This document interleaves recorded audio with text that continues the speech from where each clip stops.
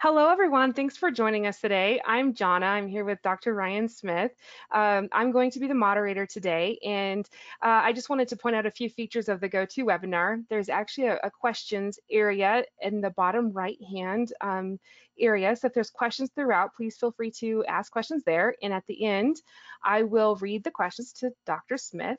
He'll also go through some frequently asked questions as well. So feel free to wait until then as well. So without further ado, I'd like to introduce Dr. Ryan Smith to talk to us today about dry eye. Good afternoon, everyone. Thanks for tuning in. I'm excited to talk to you all about dry eyes today at our lunch hour talk. Please let me know if you have any questions, and I hope you find this talk informative. So let's dive right in. What is dry eye? So this is a condition that occurs when your eyes either do not produce enough tears or they might not be making the right kind of tears. So why are tears necessary? They keep the surface of your eyes smooth, hydrated, protected, and they're actually the first refractive interface when light comes in from the outside world. It hits your tear film, and that starts to bend the light to go to the back of your eyes to give you sharp vision. There's 3 layers of the tear film. This is going to be important for today's talk. The outer layer or lipid layer, excuse me, let me put on my annotation here. So there's this lipid layer here on the outside is formed by the meibomian glands, okay, in the eyelid. Then we have the aqueous layer formed by the lacrimal gland, oops, here, and then the mucus layer formed by the conjunctival goblet cells. This is important because all 3 layers have to work together to prevent your eyes from drying out. What are some symptoms of dry eye? Paradoxically, we see watering and tearing as one of the major complaints of patients whose eyes are clinically dry on our examination. You might also feel itching, stinging, burning. Your eyes could be red, especially in the morning, people notice. Light sensitivity, fatigue, blurring of vision that comes and goes. You have to blink, blink, blink to clear your vision. Or perhaps a gritty feeling, or there's like sand in your eye. There's 2 major types of dry eye. So the first one we're going to talk about is evaporative dry eye, or also known as meibomian gland dysfunction, or what I'll call MGD. So this is caused by blockage to those eyelid glands, these meibomian glands here in the eyelid. They're in the upper and the lower eyelid, okay? And they produce the oil on the surface of the tears that stops your tears from evaporating. So you can imagine if you don't have that oil slick stopping the tears from evaporating, your tears are going to dry up more quickly.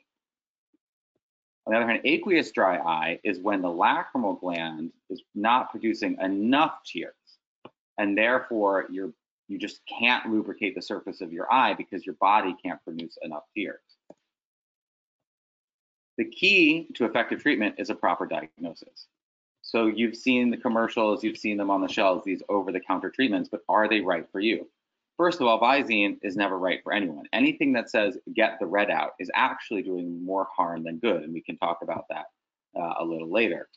The artificial tears, like Refresh, are great symptomatic treatment, but they might just be a little Band-Aid on the surface and not getting at the root cause of what's causing your dryness. So the most important step is figuring out what is causing your dry eye. So when you come to the office, we do a complete diagnostic suite of tests. It starts with an exam, the slit lamp, where you put your chin in and take a look, and I evaluate your tear film, put different dyes in the eye to see what's causing your dryness. And then I might recommend we do a LipiView, which we can see here. This actually takes pictures of the oil glands, which I'm highlighting here in blue, but then you see, oh, this one's missing here, and these guys are shortened. And so this is a patient who has meibomian gland dysfunction. Okay, this is really great because we can actually see what's going on with your meibomian glands and what kind of treatments you would best benefit from. The next slide, if you're eating your lunch, I'll go through quickly. It's different types of eyelid disease that we see. Some people who have a queasy stomach might not enjoy it, so you might want to look away. But this is what I'm looking at when I look at the slit lamp at your oil glands, okay? So in A here, these are normal oil glands going across. This is what we like to see. You can have inflammation with all these blood vessels and redness. There can be a buildup of debris here on the lashes in picture C called scurf. This can fall into the eye and cause inflammation. And then you can have this really thick toothpaste-like secretion of your oil glands, typical of meibomian gland dysfunction. So what are the different options? Well, it depends on what's causing your dry eye. So if you have MGD, we're going to talk a lot about eyelid hygiene, which are the basics of warm compresses to loosen up the oil in the glands, lid scrubs to uncap the oil glands, and artificial tears to lubricate the surface until we can get your tears back to normal. That's kind of eyelid hygiene. Think about it like brushing your teeth. And then we have the LipiFlow device, which I'll go into, which is actually like going to the dentist. And so that's your deep clean to really get the oil glands flowing again. If you have aqueous dry eye, we might have to use prescription eye drops to help your body produce more tears and more normal tears. Or we can actually put little plugs in your tear ducts to stop your tears that you do make from draining, since you're not making enough. That way, it boosts the amount of tears lubricating the surface of your eye. Let's talk about LipiFlow for a minute. So this is the device here. Okay, so it goes on each eye. We numb the eye, and then it heats up the oil glands and massages them. So it removes the blockages, and it's a very precise temperature and pulsation algorithm to help loosen up that oil and get it to flow again.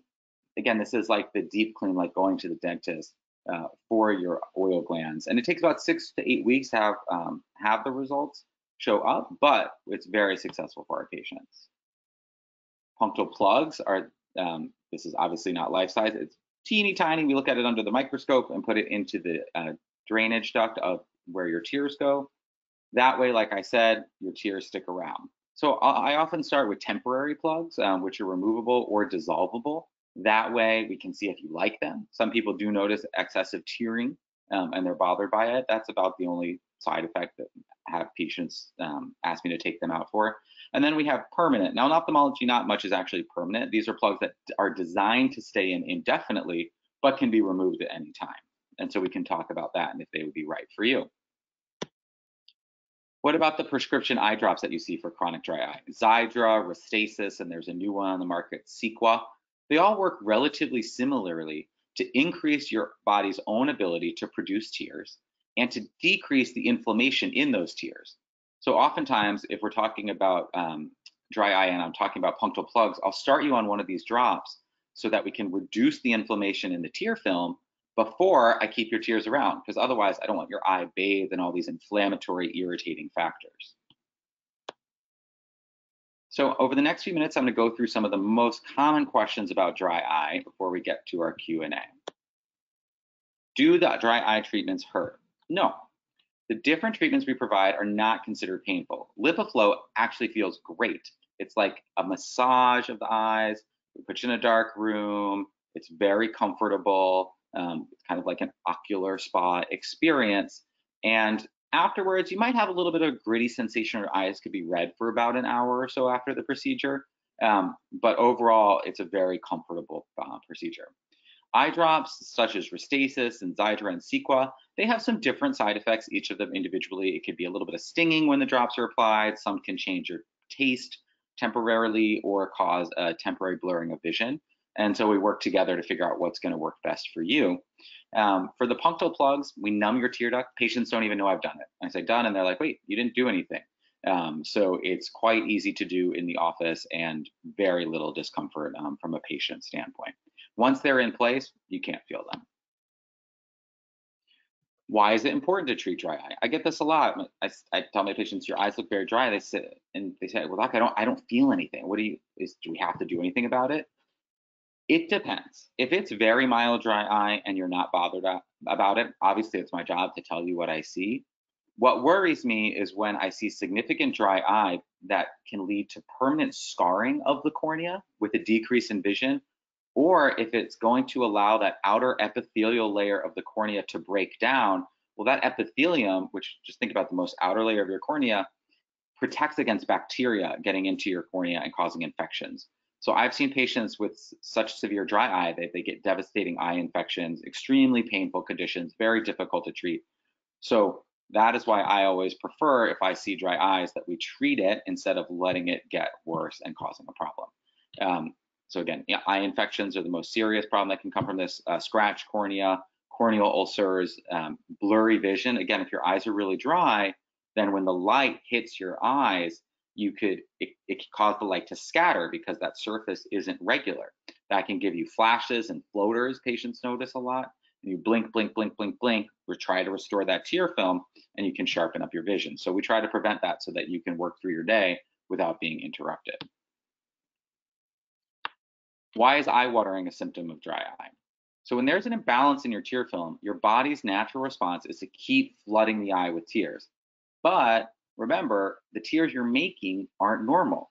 So it's not, your body's not sensing that it's getting that lubrication. So its response is just to keep making tears. So that's how you get this cycle of excessive tear production and release of tears from the eyes without actually lubricating the surface. And that's why patients with significant dry eye often get tearing.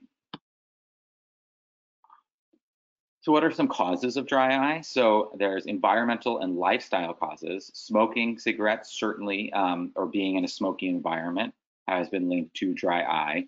Contact lens wear, you'll often hear me talk about contact lens hygiene, never sleeping in your contacts, making sure you take them out whenever possible and take contact lens holidays. Living in a dry climate. Here in Southern California, the air is super dry. And for those of you tuning in, from our high desert population, it's even drier up there. And so that is something that we have to battle. Dusty, smoky environments, like I said, air pollution, and then working on a computer for long hours, because when we look at a screen, we don't blink. That's been studied. The blink rate decreases. And so if you are already predisposed to having an irregular tear film and then you're not blinking, well, your tears are going to dry out more quickly because of that irregularity, and you're going to have dry eyes. There can also be medical causes. So blepharitis, again, that was that buildup of kind of almost dandruff looking on the eyelashes, although it's not the same as hair dandruff.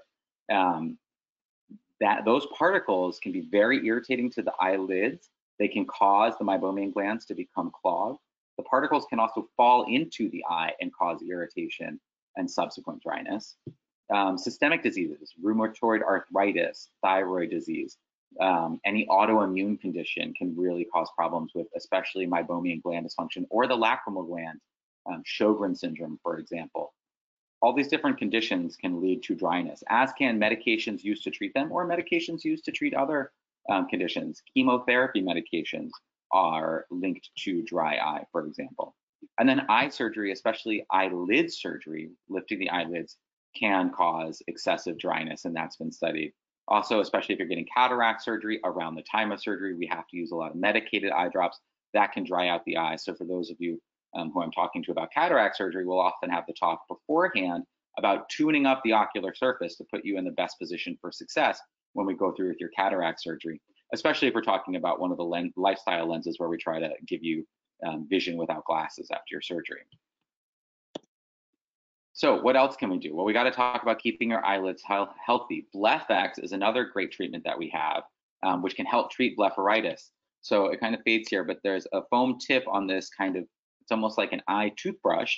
And I put a special foaming cleanser on there and go at the eyelid eyelash junction to clean off all of that debris and exfoliate your eyelids and lashes so that there's not that debris causing the oil glands. It actually unclogs the oil glands. So I like to pair this with LipiFlow, which is that deep massage to loosen things up. I start by uncapping everything, getting it cleaned up, and then doing the massage portion. And that really helps get everything tuned up, get your oil flowing again to lubricate your tears. Again, this helps also to eliminate any biofilm buildup on the eyelid margin. That's when we all have bacteria that live all over our body, and they live on our eyelids and eyelashes, but sometimes it produces that crusting, and this helps to get rid of that and eliminate the root cause. This is something that requires regular treatments, but it can help improve your eyelid health and ocular surface health. So I hope you found this informative. I know everyone's on their lunch hour here, but please come in and see me. I'd love to do a complete assessment of your tear film and determine what type of treatment can help provide you the lasting relief that you're looking for. We're also, for everyone who's tuned in today, going to do a special on our LipiFlow. So if you book your appointment by the end of March, we're going to discount the price by $400, and we've put together a dry eye goodie bag that we're going to give you for free with your treatment. And one lucky person who attended today's lecture is going to have their name pulled from a drawing to get a free LipiFlow treatment. So again, thank you for tuning in. I would love to answer as many questions as possible in the time that remains. I look forward to speaking with you all and seeing you soon. Great. Thank you, Dr. Smith. There's a few questions that have come in already, but feel free to chat through the chat window.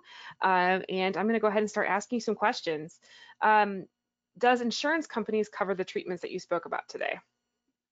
Great question. So insurance covers some of the treatments that we spoke about. Unfortunately, a lot of dry eye treatments are over the counter, such as the lubricating eye drops. They don't cover LipiFlow or BlephEx. They will cover often the eye drops like Restasis, Cequa, and Xiidra, although it's kind of maddening to try to figure out how much it's going to cost patients. I can't ever predict which insurance, what the copay will be. We're always lobbying insurance, though, to try, to get prior authorizations and do what we can to get these procedures covered for our patients. And punctal plugs are often covered if we follow the correct algorithm for that.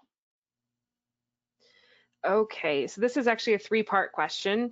So why does cataract surgery seem to cause dry eye? And can rubbing your eyes cause more damage if you have dry eyes? And then there's a third part, but I'll let you answer those two first. Okay, so rubbing definitely makes things worse. I often see when patients rub their eyes, actually linear scratches, micro scratches and abrasions on the surface of the eye. And I'll say, are you rubbing your eye? And they'll say, yeah, how'd you know? So absolutely, you can even give yourself a big abrasion that then can lead to an infection. So if you ever ask your eye doctor, is it okay to rub your eyes? The answer will always be no.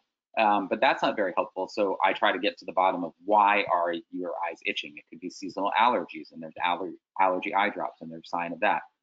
The oil glands being clogged, I found, is a really big culprit of itching. And so we'll work together on strategies on how we can avoid eye rubbing. In younger patients who rub their eyes, they can actually get keratoconus. It can change the whole shape of your cornea.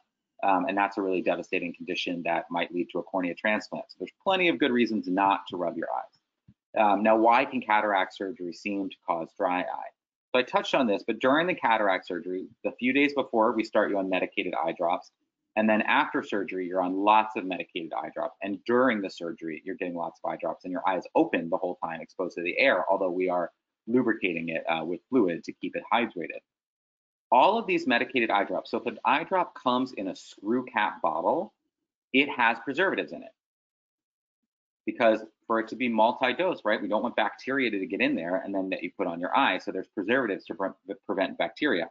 Well, those preservatives, while there's been lots of research and time and money devoted to making them as compatible with the ocular surface as possible, they still cause dryness and can dry you out. And some people even have allergies to some of the preservatives.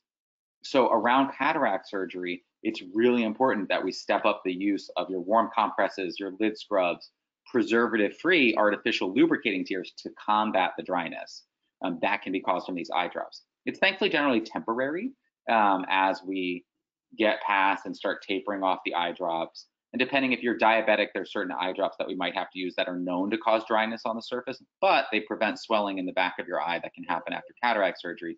So it's all a give and take, but it's important to have that evaluation and discussion before surgery so we know what to expect. Perfect. The third part was actually about the preservative-free eye lubricants. Are they the best option for daily dry eye treatment? Generally, yes. I'm a big fan of preservative-free. There are some patients out there, and this is why I do the exam at our microscope in the office. When I look at the ocular surface, if it's mild dry eye, the preserved tears like Refresh, Systane, all those brands, but the ones that come in the bottle, which is more convenient to carry around, those can be a good option for mild dry eye. You can't use one in a bottle more than 4 times a day. If you use it more than 4 times a day, that's when the preservatives really start to become toxic. So if you're using it once or twice a day, that's fine. If you're still having dry symptoms despite using it 4 times a day, well, then that's an opportunity to go preservative-free. And also, again, a great reason to get an exam to see, well, maybe that's not the only thing causing the dryness. Perfect. There's actually a couple questions about which locations you're at and where is LipiFlow offered? Sure. So I see patients out of our Upland, Rancho Cucamonga, Eastvale, and Hesperia offices. And our LipiFlow lives in our Rancho Cucamonga office, but if needed, I can bring it to the different offices on certain days. But we'd start with the evaluation, but it always lives in the Rancho office. Okay, someone is saying that they've already had plugs, but they still feel dry. What would your Yeah, advice be? sure. I think that would definitely be someone that I would want to see at the slit lamp so I could take a look and see. A lot of times plugs only are part of the equation. I have a whole dry eye worksheet that we'll go through together. It's 2 pages.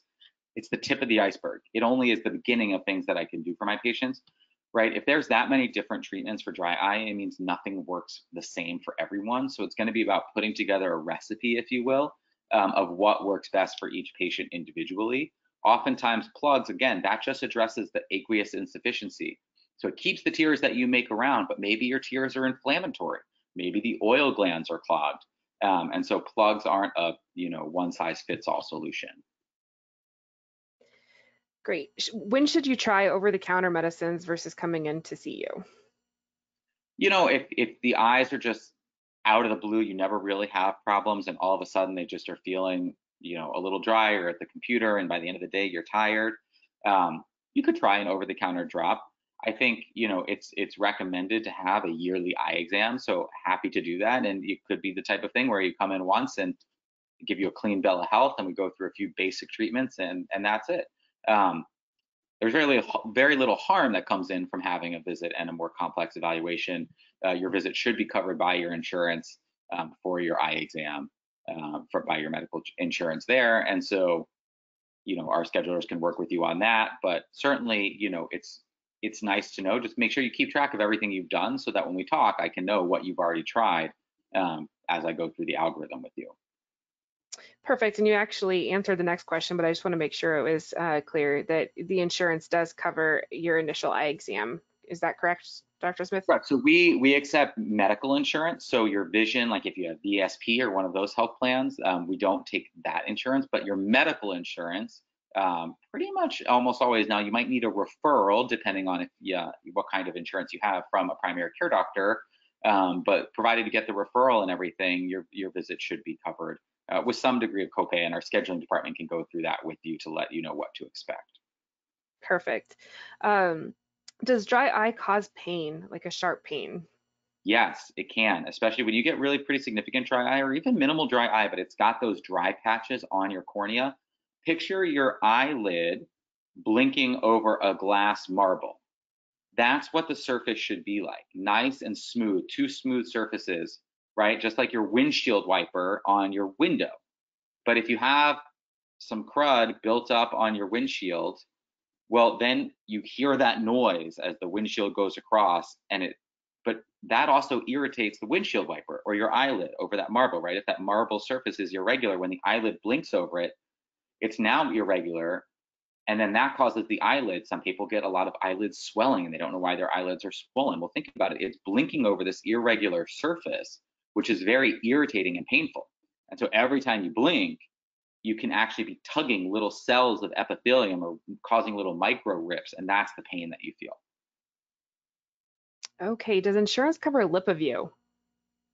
Insurance does not cover LipiView. Generally, though, we don't charge for the LipiView if we think you're a good candidate for LipiFlow. So it's kind of all bundled together in the LipiFlow package. Perfect. So not every patient, who comes in will get a LipiView. I'll do the exam first, and if I think it is the right next step, I don't jump straight from an exam to a LipiFlow. I always get the LipiView because there's a chance if you're too far gone, let's say, for example, sometimes my patients who have had chemotherapy, it's just destroyed their meibomian glands. Well, then LipiFlow is not going to work for you. So that's why I get that LipiView. So even though I see meibomian gland dysfunction under the microscope, that way I can actually get a picture of the oil glands to make sure the treatment's actually going to benefit you and you're not wasting your money. Okay, perfect. And this is a very unique question. So I've had 2 corneal transplants in the left eye. First time in 1983 when I was 19, did not work. In 2019 was my second corneal transplant in the left eye. The optometrist is trying a scleral lens, but the left eye is too dry. Would cauterizing the tear duct be a solution? Very interesting question. Can't answer that over a webinar for certain. I would definitely want to see you in the office to take a look. Cauterizing the tear duct is very similar to placing a punctal plug. It's just if your punctal plug keeps falling out. So before doing anything more permanent, I would try putting a punctal plug in. Scleral lenses actually are hydrating. That's part of the unique aspect of them is they fill their, for those of you who don't know, they're contact lenses that you fill with fluid and it creates an artificial cornea and it bathes the cornea in fluid. So it's actually part of the treatment algorithm for dry eye. So I'd love to see that patient and do an evaluation. I do cornea transplants myself as one of my fellowship trained specialties. So we could take a deeper dive and figure out what would be the best solution there. Perfect. So if someone is coming in for a diabetic eye check, could they also get evaluated for dry eye? Absolutely, absolutely. And that's where I pick up a lot of dry eye because diabetes also can cause dryness. And as you know, diabetes can cause loss of sensation in the nerves. Normally you think about fingers and toes, but again, the ocular surface actually has more nerve endings in the cornea than anywhere in the body. So if those get deadened from diabetes, your eye can dry out and you won't know, you won't feel it. And those are the patients that I often worry about and want to treat the dryness so that we don't have a breakdown and an infection. So absolutely, any eye exam that I do, I look at the outside of the eye, starting with the eyelids, all the way back to the retina where we're looking for your diabetes and everything in between. So I look at the oil glands, the lashes, the lids, the tear film, your cornea, making sure your iris, your lens for any cataract changes, and then inside the eye for any sign of diabetes. Perfect. Can a YAG surgery cause dry eye to get worse? Generally not. YAG is a very benign laser procedure to clean up the lens after we've done cataract surgery, where the clear membrane that supports the lens we put in can become cloudy. Again, you're using, depending on if your doctor had put you on some eye drops after, you might have had a reaction to the preservatives in the eye drop, but no, the YAG laser itself should not be causing dry eye. Okay. So Dr. Smith mentioned there was times where LipiFlow would not work on severe MGD. What type of treatments would you choose in those severe cases? So I'd really have to see the patient and look under the microscope to see what's going on in those patients to make that determination. Generally, some combination of plugs and even, we didn't talk about earlier, but I even use serum tears where we can draw blood, spin it down, and then use the serum of your own blood to mix with artificial tears to provide some healing growth factors. So again, there's a lot we can do for dry eyes, and it really depends on what the etiology and the cause is to better hone in on the correct treatment. Okay, there's just a few more here. I've been using Oasis for my dry eyes. It seems like I've needed to use it more than before. Does this mean that I have a severe stage of dry eye? Not necessarily. Dry eye can be very seasonal. We're getting into spring, so people are having allergies. It's also been a lot cooler, so people have been turning on their heat, which dries out the air even further. So it's normal to have fluctuations in how dry your eyes are. But it could mean that things are progressing or that you have a multifactorial cause of dry eye and the tears. I love Oasis. That's my favorite brand, and that's the one that we carry in the office. But they're not always enough on their own. And so we might have to do a deeper dive to see what else is going on. And then in general, what is the cost range for LipiFlow? Sure. So LipiFlow is normally $1,400. So it's $700 per eye. And then our special pricing brings it down to $1,000. So the $500 per eye. Perfect. And so if someone is currently seeing another doctor with PEI or potentially at another location, would they need to schedule specifically with you to get this treatment? I'm currently the one doing the LipiFlow treatments at Pacific Eye, so I'd be happy to see you as a consultation. If you have another doctor who specializes in dry eye care, like Dr. Bakhtiari or Dr. Soni, you can talk to them. Those are our other cornea specialists, but I believe those would be the only other ones who might do the procedure. Okay. Do you ever go to Temecula? I do not go to Temecula currently. I don't know if that's going to happen in the future, but if you want to make the trip up to Eastvale, I do have quite a few patients who come from Temecula to Eastvale to see me. At least it's part of the way, and we could always arrange something where I tried to bring whatever treatment you need down to the Eastvale office on the follow-up to try to help coordinate things and minimize the commute. Okay. And then the final question for today is how much is BluffX? Great question. BlephX is $225 total. So it's a more affordable option. Again, it's a more surface cleaning, and it can be really great for the right patient. Perfect. Well, thank you for your time today, Dr. Smith. I wanted to let the audience know that we will make this recording available and we'll send it out to all attendees probably sometime on Monday. So watch your emails for that. And you'll also have the special offer in your inbox too, so you can see what the $400 off LipiFlow looks like for you. And feel free to give us a call at any point to schedule. The phone number is 800-345-8979. We hope to see you soon. Have a wonderful weekend, everyone. Wonderful. Thank you all. Take care.